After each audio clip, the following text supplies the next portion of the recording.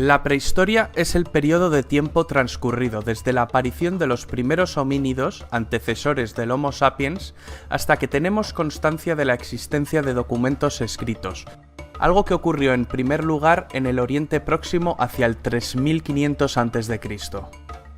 Durante este periodo vamos a ver cómo el hombre pasa de vivir en cavernas a ver la aparición de sociedades complejas que dieron lugar a los primeros estados y civilizaciones. Todo esto ocurrió en más de 2,5 millones de años. Los historiadores solían dividir la prehistoria en dos periodos, la Edad de Piedra y la Edad de los Metales. Dentro de la Edad de Piedra tenemos tres periodos: Paleolítico, Mesolítico, que es una época de transición, y Neolítico. El Paleolítico es el periodo más largo de la existencia del ser humano. De hecho, abarca más de un 99% de la misma. En el Paleolítico, el hombre, y cuando decimos hombre no nos referimos al Homo sapiens actual, sino también a sus antepasados del género Homo, aprende a tallar pequeños utensilios de piedra, de hueso y de asta de animal. En este periodo también hay evidencias de que aprende a domesticar el fuego. Domesticar el fuego es probablemente la mayor palanca de progreso de la historia de la humanidad, junto con la aparición de la escritura. El hombre vivía al aire libre o en cavernas, se alimentaba de vegetales, frutos y también cazaba animales. Estamos ante una sociedad cazadora-recolectora. Aunque pudiese vivir temporadas en una misma cueva, para subsistir debía moverse a aquellas zonas donde abundase más la comida. Es decir, el hombre era nómada. Los expertos sitúan la aparición del primer Homo sapiens, el primer ser humano moderno, en África. La denominan Eva mitocondrial, y de aquí surgió toda la humanidad. Sería como nuestra tatarabuela. El Homo sapiens acabó colonizando toda la Tierra y se encontró con diferentes especies del género Homo que habían evolucionado de manera distinta en diferentes partes del mundo. Por ejemplo, cuando llegó a Europa convivió con el hombre de Neandertal. El hombre era nómada, pero todo esto empezó a cambiar con la revolución neolítica. El clima de la Tierra empezó a variar, la temperatura aumentó y la retirada de los hielos hacia el 10.000 a.C. dificultó la recogida de vegetales y disminuyó la caza. Se va a extinguir toda la megafauna de este periodo: megaterios, dientes de sable, mamuts. Estamos ante el fin de la última glaciación.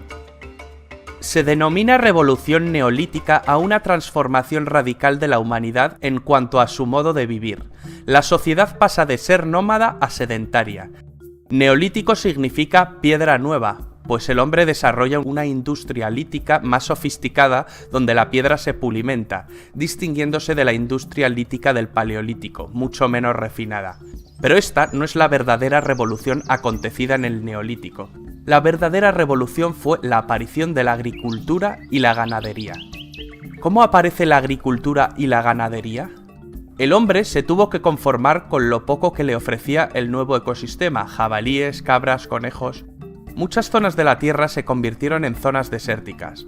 El hombre se instaló en las cuencas de los ríos que eran fértiles: el Nilo, el Tigris, el Éufrates. Es aquí donde empieza el proceso de neolitización, en la zona que conocemos como creciente fértil, con forma de media luna. Este cambio no se produjo de forma rápida, ni de la misma manera en todos los lugares, y tampoco ocasionó el abandono de las anteriores formas de vida. La domesticación de animales se produce en esta época, a excepción de la domesticación del perro, que es anterior. Después del perro le llegó el turno a la cabra, a la oveja, al cerdo. El hombre también aprende a domesticar las especies vegetales y a controlar las cosechas. Los primeros cultivos son de trigo, cebada y leguminosas como la lenteja, el garbanzo y el guisante. Todo esto permitió al hombre producir sus propios alimentos y no ir tras ellos. Ya no tiene que cambiar su lugar de residencia. Solo en aquellas zonas de mejores condiciones climáticas y de fertilidad, la sedentarización fue un hecho. Los primeros agricultores desarrollan el sentido de la propiedad, trabajan y se agrupan en poblados. Podemos citar como los poblados neolíticos más importantes a Jericó, Palestina, Tel Mureybet, Siria, y Cataluyuk, península de Anatolia. Estos poblados empiezan a tener excedentes de alimento que pueden almacenar siempre y cuando las cosechas fueran buenas, pues el nuevo sistema productivo podía irse al traste si no llovía o los vecinos de los poblados de al lado les robaban el alimento. Con el excedente surge el comercio y también la necesidad de protección. La sociedad se jerarquiza. En este contexto aparecen los estados y los ejércitos. En Mesopotamia se suceden a lo largo de 3 milenios diversos pueblos que fundan civilizaciones: sumerios, acadios, babilonios, asirios. La escritura nace en Mesopotamia, a partir de algún sistema contable que servía para contar el ganado y las cantidades de grano. Es la escritura cuneiforme, a base de pictogramas que grababan con un punzón en tablas de arcilla que después cocían. Estamos ya en el año aproximadamente 3500 a.C. Es en este punto cuando el ser prehistórico comienza a escribir la historia.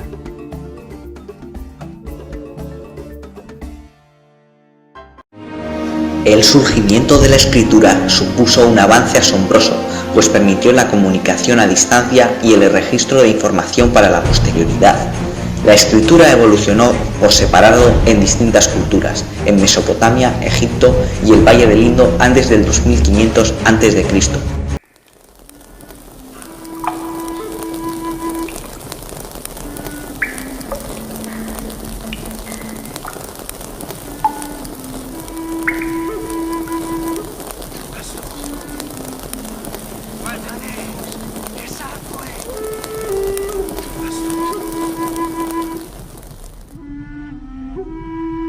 Hace 15.000 años, en la prehistoria, se pintaron sobre los techos de la cueva de Altamira una serie de extraordinarias pinturas rupestres que representaban a los animales que vivían en la edad de hielo.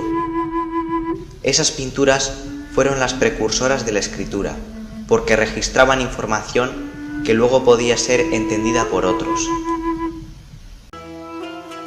La escritura propiamente dicha fue creada por los sumerios en Mesopotamia, hoy Irak, en el año 3300 a.C.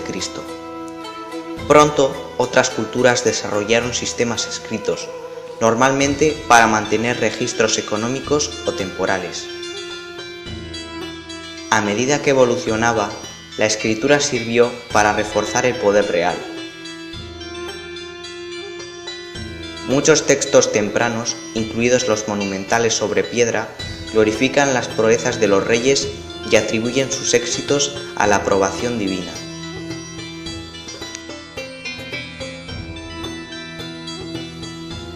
La escritura cuneiforme, escrita con cañas afiladas, producía signos en forma de cuña sobre tablillas de arcilla húmeda que se endurecían al secarlas.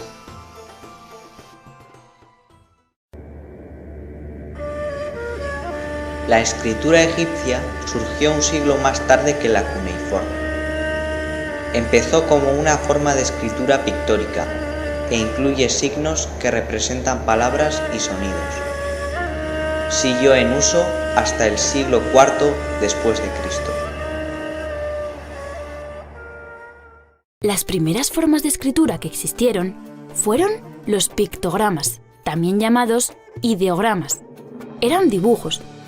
Por ejemplo, si querían representar el sol, el calor o la luz, dibujaban un sol. Aquí podéis ver algunos ejemplos.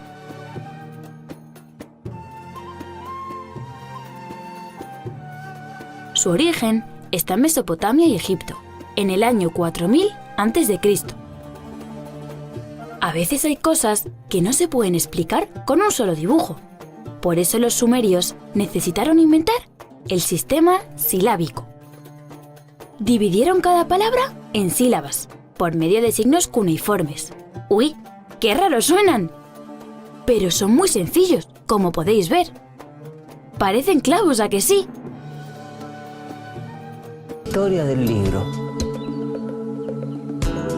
La palabra libro viene del latín liber y significa corteza del árbol. Este fue el material más usado por los antiguos griegos y romanos para hacer las hojas de sus libros. Pero el libro no fue un invento de los griegos ni de los romanos, sino del pueblo mesopotámico, actual territorio de Irak. Los primeros libros de Occidente existieron en la antigua Mesopotamia.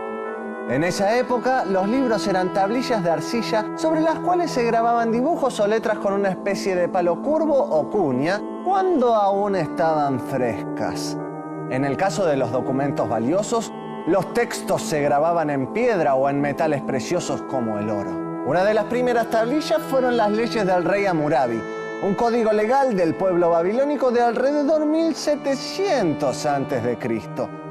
Los libros mesopotámicos eran breves y las obras más largas no pasaban de algunas hojas. Y como eran muy pesadas, eran difíciles de trasladar.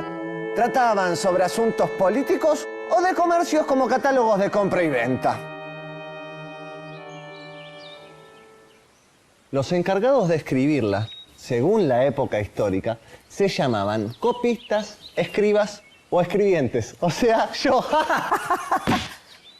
Disculpe, ahora entiendo. Qué bueno. Antes el libro tenía otra forma. Y usted es un escribiente. ¿Y es muy difícil su trabajo? No cualquiera lo puede hacer. Claro. Nosotros nos dedicábamos a copiar libros o a escribir el dictado. Miren lo que le digo. Sí. Entre los hebreos éramos hombres muy respetados dedicados a la interpretación del libro sagrado. Estas eran tablillas escritas en piedra, aún más difíciles de escribir. Claro, me imagino. Mire lo que le cuento. En Egipto había escuelas para los hijos de los nobles y de los escribientes. Más o menos por ahí. En Egipto existían escuelas donde iban los hijos de los nobles y de los escribas, aunque también estaban abiertas a las familias de sectores sociales más bajos. Allí aprendíamos a leer, escribir, nociones de matemática y geografía. Y como era muy importante expresarse en público, también se ejercitaba la memoria, la expresión oral y escrita. Sin embargo, el copiado a mano era lento y costoso. Por eso, solo los templos y algunas personas ricas o poderosas podían poseer libros. La mayor parte de los conocimientos se transmitía oralmente, por medio de la repetición y la memorización. De la repetición y la memorización. La repetición y la memorización. La repetición y la... Está bien, acá entendí el concepto de repetir y memorizar.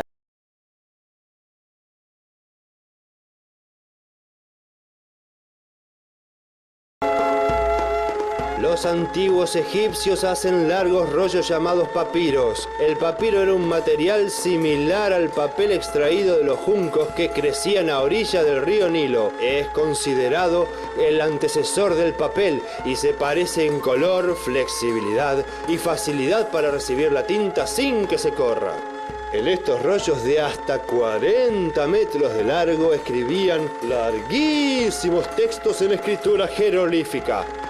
Los persas, hebreos y otros pueblos que vivían en regiones secas escribían sus textos sobre pergaminos. El pergamino estaba hecho de pieles de animales tratadas para que quedaran delgadas y lisas. Se conservaba por mucho más tiempo que el papiro y era más fácil de conseguir, por lo que se fueron sustituyendo los rollos del papiro por los del pergamino.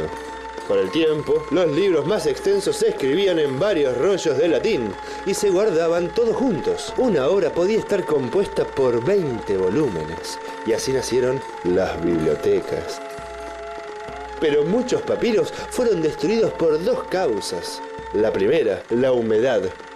En un ambiente húmedo los papiros se desintegran en menos de 100 años. La segunda causa, los incendios. Por esta razón, gran parte de la literatura de la antigüedad se ha perdido.